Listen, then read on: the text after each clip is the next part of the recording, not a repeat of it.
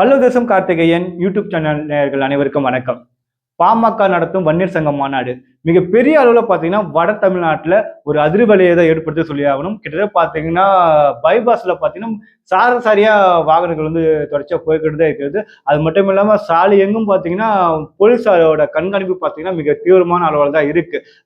மற்றொரு கட்சியினர் வந்து ஏதாவது ஒரு பிரச்சனையில் ஈடுபட்டு அதை வந்து மாநாட்டுக்கு போறவங்களை வந்து பாதிப்பு ஏற்படாத வண்ணம் பார்த்தீங்கன்னா போலீஸாரோட ஒத்துழைப்பு பார்த்தா மிகவும் சிறப்பாக தான் இருக்குன்னு நம்ம சொல்லி ஆகணும். அது மட்டும் இல்லாம பாமக வட தமிழ்நாட்டில் மட்டும்தான் அந்த கட்சி இருக்கு அப்படிங்கிற ரீதியில் வந்து சொல்லப்பட்டிருக்கின்ற வேலையில பாத்தீங்கன்னா தென் தமிழகத்திலிருந்து வரக்கூடிய பாட்டாளிகளின் எண்ணிக்கை பார்த்தீங்கன்னா அதிக அளவில் இருக்கு.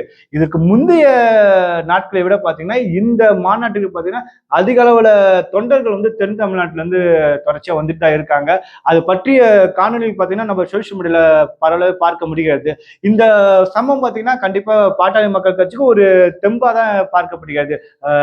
வட தமிழ்நாட்டை தாண்டி தென் தமிழ்நாட்டிலும் நாங்கள் வந்து கட்சி மிகப்பெரிய அளவில் வீரியத்தோடு வளர்ந்து கொண்டுதான் இருக்கிறது அப்படிங்கிற ரீதியில் வந்து பாமக தொண்டர்கள் மத்தியிலும் சரி நிர்வாகிகள் மத்தியிலும் சரி மிகப்பெரிய அளவில் ஒரு எழுச்சி தான் ஏற்பட்டிருக்கு நம்ம சொல்லி ஆகணும். அது மட்டும் இல்லாம பாமகவோட அந்த வன்னியர் சங்க மாநாட்டத்தில் பார்த்தீங்கன்னா பல்வேறு தலைவர்கள் சமுதாய தலைவர்கள் வந்து அந்த மாநாட்டிற்கு அது ஒரு 4 மணி அளவில் வந்து மாநாட்டுக்கு மேடையேற போறாங்க அப்படிங்கிற நியூஸ்லாம் வந்து தொடர்ச்சி வந்துட்டு தான் இருக்கு. முக்கியமா பார்த்தீங்கன்னா கே செல்வகுமார் அவர்கள், அதுக்கப்புறம் வந்து பரியர் சமூகத்தோட தலைவர் ஏர்போர்ட் மூர்த்தி அவர்கள், அதுக்கப்புறம் வந்து எம்எல்ஏ கேவி குப்பத்தோட எம்எல்ஏ ஜெகன் மூர்த்தி அவர்களும் வந்து இந்த மாநாட்டில் கலந்துக்கிற அனைத்து வாய்ப்புகளும் இருக்கு அப்படிங்கிற ரீதியில் வந்து சொல்லியிருக்காங்க.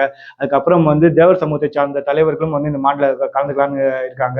இது மாதிரி வந்து பல்வேறு மக்கள் தலைவர்கள் வந்து இந்த மாநாட்டில் கலந்து கொண்டு தமிழ்நாட்டில் சாதிவாரி கணக்கெடுப்பு கண்டிப்பாக நடத்தியே ஆக வேண்டும் அப்படிங்கிற ரீதியில முக்கிய குரலாக தான் இந்த வன்னியர் சங்க மாநாட்டில் வந்து எழுப்பப்படுகிறது அப்படிங்கிற ரீதியில தான் சொல்லப்படுகிறது. அது மட்டும் இல்லாமல் பார்த்தீங்கன்னா மாநாட்டில் பல்வேறு அறிவிப்புகள் வந்து வெளியிடப்படலாம். அந்த அறிவிப்பில் பார்த்தீங்கன்னா தமிழக அரசியல்ல மிகப்பெரிய அளவில் ஒரு அதிர்வலையை ஏற்படுத்தும் அப்படிங்கிற ரீதியில தான் சொல்லப்படுகிறது.